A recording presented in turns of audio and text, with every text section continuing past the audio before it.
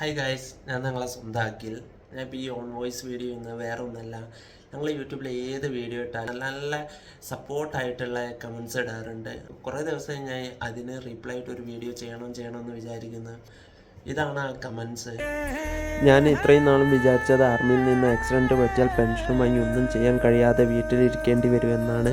നിങ്ങളുടെ interview YouTube ഇവരതിൽ പറഞ്ഞ പോലെ ചിലപ്പം കുറേ പേർക്കും എൻ്റെ വീഡിയോസ് കാണുമ്പോഴായിരിക്കും ആർമിയിലെ കുറച്ച് കാര്യങ്ങളൊക്കെ മനസ്സിലായിട്ടുണ്ടാവുക.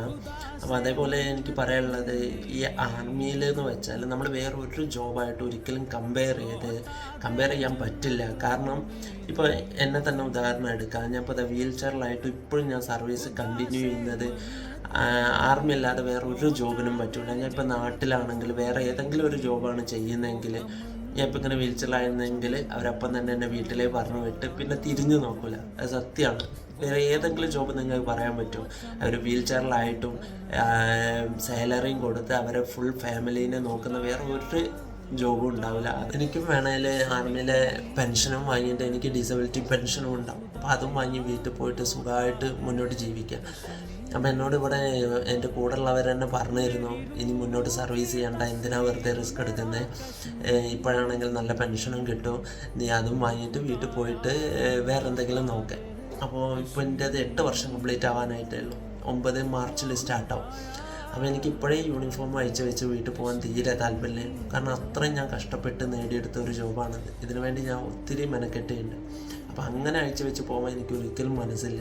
മുന്നോട്ട് പ്രയത്നിക്കണം തോന്നിയിട്ട് മാത്രമാണ് ഞാൻ പിന്നെയും സർവീസ് ചെയ്യുന്നത്. ആരും വാക്ക് ഞാൻ കേട്ടില്ല. ഞാൻ റിസ്ക് എടുത്തിട്ട് പിന്നെയും സർവീസ് ചെയ്ത് ഇപ്പോഴും ഇവിടെ പഠിച്ചുകൊണ്ടിരിക്കുകയാണ്. എനിക്ക് എൻ്റെ ഗെയിംസും തുടരാം. പക്ഷെ വീട്ടിൽ പോയാൽ ഒരിക്കലും എനിക്കിതൊന്നും ചെയ്യാൻ പറ്റില്ല. ഞാൻ വീട്ടിൽ തന്നെ ഒതുങ്ങി കൂടേണ്ടി വരും. പൈസയ്ക്ക് പൈസ ഉണ്ടാവും, പക്ഷെ പൈസ മാത്രമല്ലല്ലോ നമുക്ക് വേണ്ടത്. നമുക്ക് മുന്നോട്ട് ജീവിക്കാൻ പൈസ മാത്രം പോരാ. അപ്പോൾ മുന്നോട്ട് എനിക്ക് സന്തോഷത്തോടെ ജീവിക്കണം. എൻ്റെ ഗെയിംസും എൻ്റെ ഈ പഠിത്തവും കാര്യങ്ങളൊക്കെ കണ്ടിന്യൂ ചെയ്യണം. അപ്പോൾ അത് ഇവിടെ ആർമിയിലേ പറ്റുള്ളൂ. അല്ലാതെ ഞാൻ വീട്ടിൽ പോയാൽ ഒരു വീടിൻ്റെ ഉള്ളിൽ എന്തായാലും ഒതുങ്ങിപ്പോകും. നമുക്ക് ഞാൻ ഇതൊക്കെ പറയുന്നത് വേറെ ഒന്നല്ല. ഇതിൽ പറഞ്ഞ പോലെ നമുക്ക് എന്താ ആക്സിഡൻറ്റ് പറ്റിയാലോ എന്ത് പറ്റിയാലോ നമ്മൾ ആർമി കൈവിടില്ല. മുന്നോട്ടുള്ള ഇതിനു വേണ്ടിയിട്ട് നമ്മളെ സപ്പോർട്ട് ചെയ്തിട്ട് കൂടെ ഉണ്ടാവും, നമ്മളെ ചേർത്ത് പിടിക്കും. ഇതിൽ കമൻസിൽ പറഞ്ഞ പോലെ.